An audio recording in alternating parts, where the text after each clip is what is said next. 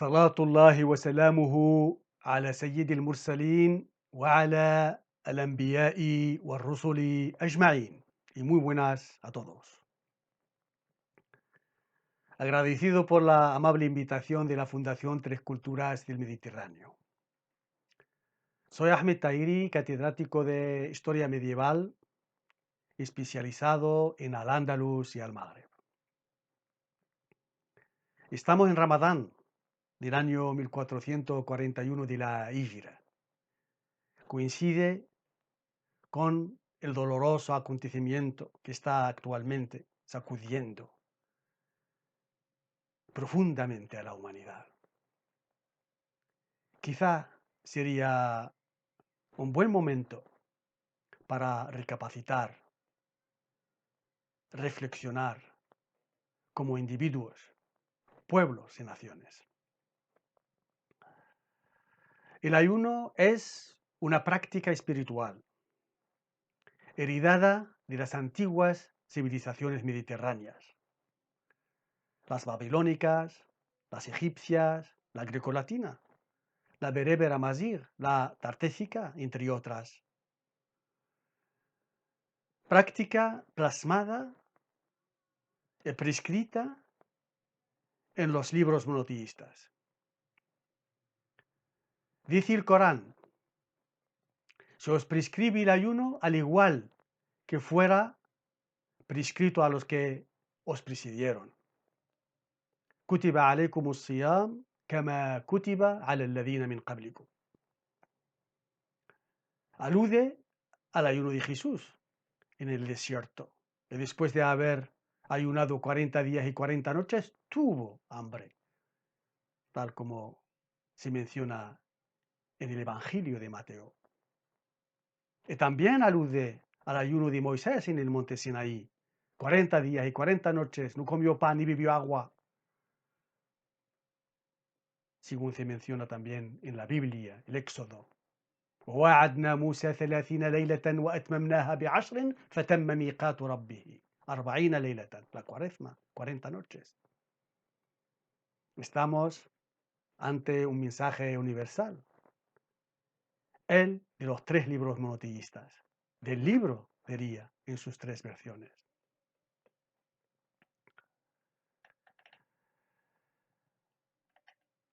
Fue precisamente en Ramadán, del año 90 de la Híjra, los 709 de la era cristiana, cuando el primer musulmán puso sus pies en la Bética. Me refiero a Tarif, al que se le atribuye la isla de Tarif, la actual ciudad de Tarifa. Es el padre de los reyes Burguata, el descendiente de Simón, hijo de Jacob, hijo de Isaac, un converso, que logró 3 décadas más tarde fundar un reino, una dinastía, que perduró más de 3 siglos de historia en la parte más occidental del Magreb, cuya capital, antigua Shella, la actual Rabat, al que dedicamos un libro que publicamos el año 2005. Fue también en Ramadán cuando Tariq y sus 12.000 combatientes bereberes tuvo su primera victoria en Barbate, el 28, un domingo fue, de Ramadán. 19 de julio 711. Una segunda victoria, una segunda batalla en Guadalete, son 2 batallas, una semana más tarde, el domingo posterior, en Guadalete. 2 batallas, 2 victorias que han dado lugar a un gran evento, el nacimiento de Al-Ándalus, y a un proceso, la formación de la civilización andalusí, que hemos detalladamente analizado, estudiado y documentado en la obra que dedicamos a este evento, Fath al-Ándalus, o las luces del Islam en Occidente, que publicamos en 2011 y volvemos a publicarlo en segunda edición el pasado año 2019. Ha sido posible ese nacimiento gracias a la labor de grandes y nobles personajes que estaban a la altura del momento, a la altura de los acontecimientos en aquel momento clave de la historia. Pudieron juntos, esas personalidades, dar un curso, cambiar el curso de la historia en todo el Mediterráneo. Me refiero a don Julián, rey de Ceuta, que imperaba sobre el paso del estrecho. Su reino abarcaba Tánger, Ceuta, Algeciras y sus respectivas regiones o dependencias. Era un gran fidalgo y venía de grande linaje, según atestiguan las fuentes en el antiguo castellano. Julián, el cristiano, inteligente, bravo, según las fuentes árabes. Otras personalidades, lo de menor perspicacia e inteligencia, como Opa, obispo metropolitano de la sede hispalense. Sisberto, prelado de Toledo, anterior prelado de Toledo, que han apoyado también el proyecto. Pero el personaje clave que ha estado detrás de los acontecimientos, que inició el andar por ese camino, fue Regicindo, primer hombre del Estado, regente y portavoz de la Casa Real y representante de la legalidad política en la península ibérica. No había entre las élites de la península, no había entre ellos hombre más justo, más sensato, de mejor conducta, ni más competente que él. Otras fuentes atestiguan también que no existía en toda la cristiandad alguien mejor conocedor de sus leyes como él. Todos ellos se pusieron de acuerdo para derrotar al proyecto político de don Rodrigo, que se hizo con el reinado por medio de la usurpación y el asalto, según las fuentes que consultamos. Con el poder del Senado de Roma fue Rodrigo alzado rey, según precisa la primera crónica de historia de España, de don Alfonso X el Sabio. El jefe de caballería no pertenecía a la Casa Real. Además, otras fuentes señalan que fue un hombre temible y violento. Es cierto que todas las conquistas, las invasiones, sembran terror, atrocidades, en la antigüedad tanto como en la modernidad. La esclavización romana de las personas, de las naciones, las atrocidades que cometieron sus fuertes, violentos, sus fuertes ejércitos por todo el Mediterráneo. Más atroz, más cruel, más devastadora ha sido la colonización durante la modernidad. Las grandes potencias occidentales han ido por por los cuatro vientos, todos los continentes de Asia, África, las Américas y otros lugares, sembrando terror, saqueando riquezas, desmantelando naciones, impusieron sus lenguas, sus culturas, dejaron los pueblos presa a la pobreza, a la ignorancia, bajo el yugo de feroces dictaduras, que todavía sigue hasta el momento, hasta hoy en día. Al-Fatah no es conquista, no es invasión, tiene otro contenido diferente, totalmente diferente, tanto en la península ibérica, sus consecuencias sobre todo, como en el Magreb, en los demás territorios del Mediterráneo, por donde ha pasado esa campaña de expansión de las luces del Islam. Es verdad que había batallas, había atrocidades también, como en todas las guerras. En el Magreb había hasta atroces matanzas, como lo hemos averiguado y estudiado en algunas de nuestras obras. Pero generalmente las consecuencias han sido muy positivas para todos los pueblos. por donde han pasado y para todas las tierras por donde se han asentado, se han encendido estas luces del Islam en Occidente o en Oriente. Al-Fath es la apertura, es el antónimo del Iglaq, cierre. Al-Fath es la victoria. También el sentido de Al-Fath es victoria. En Al-Ándalus había batallas. Al-Fath es también legislar entre antagonistas. En la península había una guerra civil activa y Tariq vino y legisló entre los dos antagonistas y se puso al lado de Sisberto, de Opa y de esa élite de alta valor cultural y sabiduría y cultural y de fe. La Al-Fath es también y sobre todo las primeras lluvias del año con las que se labra la tierra. Al-Fath es el agua abierta a la tierra para su riego. Se han conservado después de las campañas de Tariq todas las culturas intactas de la península ibérica, sus lenguas, su fe, sus tradiciones intactas. No se ha cerrado ninguna iglesia, todas han quedado abiertas a los fieles cristianos. No hay nada más que recordar Madinat Zahra, la esplendorosa Madinat Zahra, las consecuencias, la civilización que ha engendrado este nacimiento, Madinat Zahra, con sus luces, la esplendorosa Madinat Zahra de la época califal, cuyas huellas todavía persisten en el campo arqueológico de Madinat Zahra. La joya de la humanidad, Aljama de Córdoba, la Alhambra de Granada, la Giralda, la Torre del Oro de Sevilla, la Aljafería de Zaragoza, entre otras.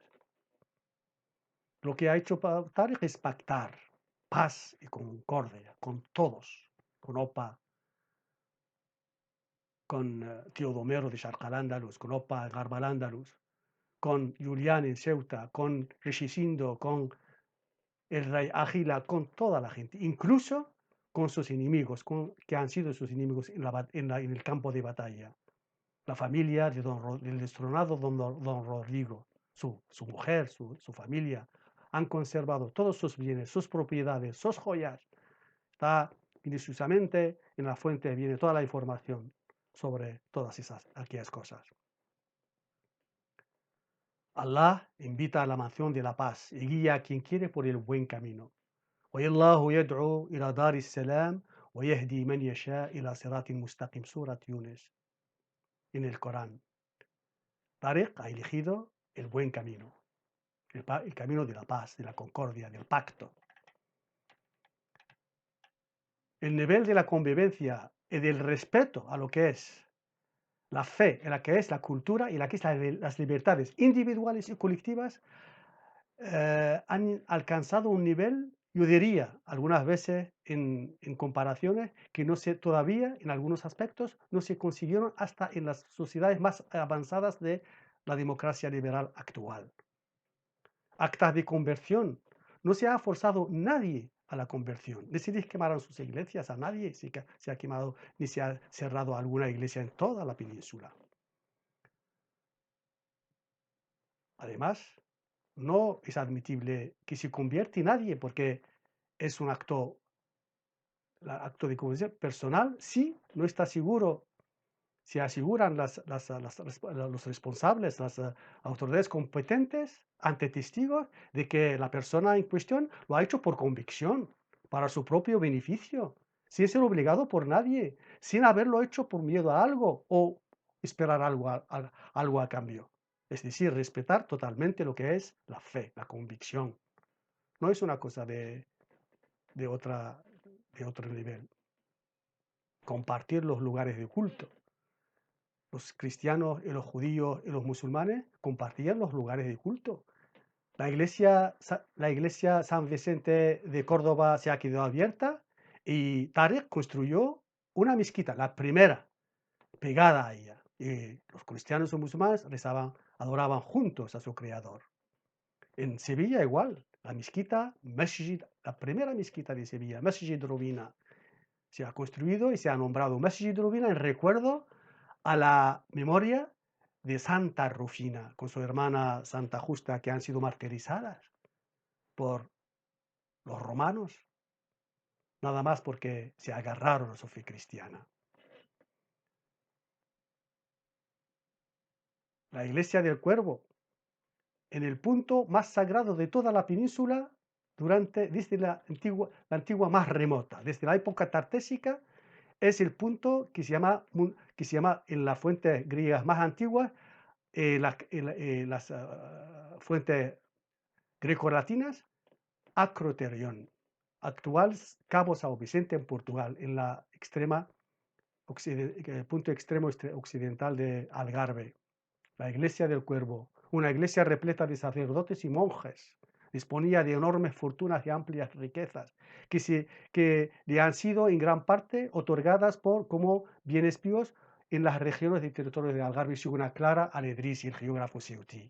Hasta el siglo XII le han apoyado las estructuras políticas, el Estado, los distintos estados que han venido en la historia de Al-Ándalus gobernando la península, apoyar a estas estructuras eclesiásticas, apoyándolas y dándoles vida. Lo que han hecho los musulmanes es construir una mezquita al lado, pegada a esta iglesia del Cuervo, donde, como el sitio es venerado, las plegarias en ella son compartidas, según dicen la gente en esta mezquita. Los musulmanes en su mezquita, los cristianos en su iglesia, adoraban en este sitio sagrado, Monte Shaker en la fuente árabe, Monte Sacro en la fuente romana, Monchique actual de Portugal. Los musulmanes y cristianos acostumbrados a festejar juntos, y sobre todo aquella especial noche para los musulmanes, Laylatul Qadr al-Mubaraka, que festejamos el 28 de Ramadán. También festejaban juntos los musulmanes con los cristianos la fiesta de Navidad, que celebraban a la Ansara, y la fiesta de San Juan. Celebraban también el Jueves Santo. Se llamaba en la fuente de Al-Ándalus Jamis el-Mujabbanat, Jamis jueves, Mujabbanat de los quesos. Se acostumbraban o se consumían quesos o dulces de queso. Hicimos descender el Corán en la noche del destino. Inna anzalnahu fi laylatil qadr. Descender el Corán, la palabra. Oh María, Allah te anuncia una palabra de él, cuyo nombre es Jesús, hijo de María. Ya idh qalatil malaikatu ya Maryamu, inna Allah yubshiruki bi kalimatin minhu ismuhu al-Masih Isa ibn Maryam. وكتبنا له في الألواح من كل شيء موعظة وتفصيلا لكل شيء. Y escribió en tablas los 10 mandamientos. ¿Estamos? La palabra, el Corán, la palabra, el poder de la palabra. Frente al poder de la ignorancia, del dinero, del totalitarismo, de la manipulación, tenemos un legado anclado en la historia, en la herencia mediterránea, que es la palabra, el poder de la palabra. Parece ser que el mundo se encuentra otra vez ante el peligro de una nueva polarización entre bloques. ¿Quién de nosotros no se acuerda de aquella política, las consecuencias de aquella política de bloques en el siglo XX, con sus dictaduras, sus crisis, sus guerras mundiales, desastrosas guerras mundiales? Nos quedaría quizás una alternativa: reconstruir el Mediterráneo, juntos, todos los pueblos y naciones herederos de las grandes civilizaciones mediterráneas, devolviéndole a esta cuenca su apreciado legado, el de los valores humanos. En este momento clave que atravesamos actualmente, la historia nos ofrece una oportunidad. Cabría preguntarnos, ¿estaríamos a la altura de tomar las riendas de nuestro destino como lo hicieron Opa, como lo hicieron Sisberto, Rishishindo, Tariq y los demás? No veo mejor locomotora para iniciar este andar como España, Marruecos y Portugal juntos. Cada vez que unen sus fuerzas, lo consiguen. Las dos orillas del estrecho, al-Adwatain.